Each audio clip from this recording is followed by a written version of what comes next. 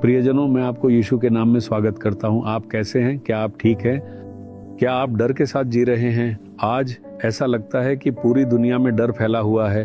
खासकर आईटी कंपनियों में काम करने वालों के बीच बहुत अधिक डर है। एआई के इन्वेंशन के साथ बेरोजगारी को लेकर चिंताएं बढ़ गई है। इसलिए एक डर है, क्या ये नौकरी मेरे लिए स्थायी रहेगी या मैं ये नौकरी खो दूंगा। दूसरी ओर युद्धों के कारण गैस सप्लाई की समस्याओं और तेल और वस्तुओं की कीमतों में वृद्धि हो रही है। इसके कारण लोग चिंतित हैं, क्या मेरा व्यवसाय स्थिर रहेगा? क्या मैं अपने व्यवसाय में टिक पाऊंगा? ग्लोबल इकोनॉमी में कई बदलावों के कारण क्या हर किसी के मन में यह सवाल उठता, जैसे क्या मैं इस नौकरी, व्यवसाय और करियर में टिक पाऊंगा? लेकिन प्रभु आपसे कहते हैं, तुम स्थिर रहोगे, कोई भी तुम्हारी नौकरी छीन नहीं सकता, कोई भी आपके व्यवसाय को नुकसान नहीं पहुंचा सकता, आपकी आय में कोई समस्या नहीं होगी, आप अपनी आशीषों में बने रहेंगे। क्या आप सोच रहे हैं यह सुनना कितना अच्छा है, लेकिन आपको 2 बातें करनी होंगी। ऐसा करने से आप स्थिर रहेंगे। क्या आप जानते हैं वह क्या है? भजन संहिता 37 के 27वें वचन में प्रभु कहते हैं, बुराई को छोड़ भलाई कर और तू सर्वदा बना रहेगा। सर्वदा बना रहेगा। चाहे अर्थव्यवस्था में कोई बड़ा बदलाव आ जाए या कोई युद्ध हो जाए, चाहे दुनिया में कोई भी बुराई हो जाए, चाहे कोई भी एआई या यहाँ तक कि एआई आ जाए, कुछ भी हो जाए, आप वहीं निवास करेंगे। मैं आपको स्थिर बनाऊंगा। इसके लिए आपको क्या करना चाहिए? 2 बातें हैं। पहली बात, आपको बुराई से दूर रहना चाहिए। दूसरी बात, आपको भलाई करनी चाहिए। क्या आप में कोई बुराई या पाप है जो आपको अपवित्र करता है? क्या आप दूसरों को ठेस पहुंचाते हैं? आपको इन सब से क्षमा मांगकर हर बुराई से दूर रहना चाहिए। पक्का फैसला करें कि आप ऐसा नहीं करेंगे। दुनिया की तरह यह न कहें कि मैं जो करता हूं वो सही है, क्योंकि वो सिर्फ आपको सही लग सकता है, लेकिन वह परमेश्वर की दृष्टि में बुरा होगा। मैं केवल सही काम ही करूंगा और मैं केवल इसी तरह चलूंगा। इस तरह बात मत करो। आपको शास्त्र के अनुसार जीना चाहिए और जो कुछ भी उसके विरुद्ध है वह बुरा है।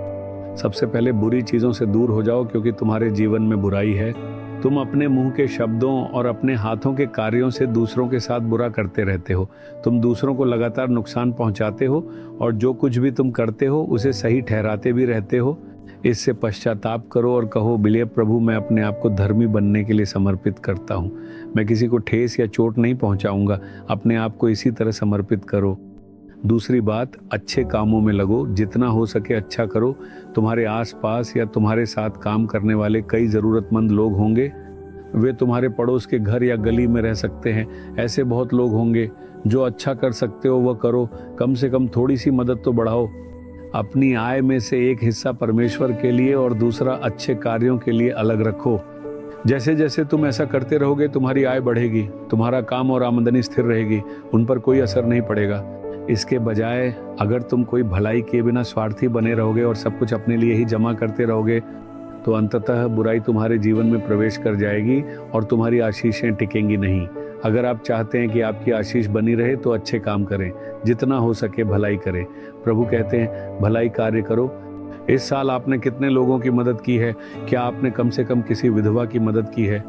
क्या आपने किसी अनाथ बच्चे की मदद की है? क्या आपने गरीबों के लिए कपड़े खरीदे हैं? सोचिए, प्रभु से पूछिए, प्रभु मैं भलाई करना चाहता हूँ। प्रभु सही व्यक्ति को मदद करने के लिए मेरा मार्गदर्शन करें। ऐसी प्रार्थना करें।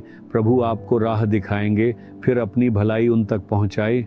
कई गरीब प्रभु सेवक अनजान रहकर गांवों में सेवा करते हैं। उनके पास न तो कपड़े हैं और न ही आने जाने के लिए साइकिल। उनकी भलाई करें। ऐसे लोगों को ढूंढने की कोशिश करें।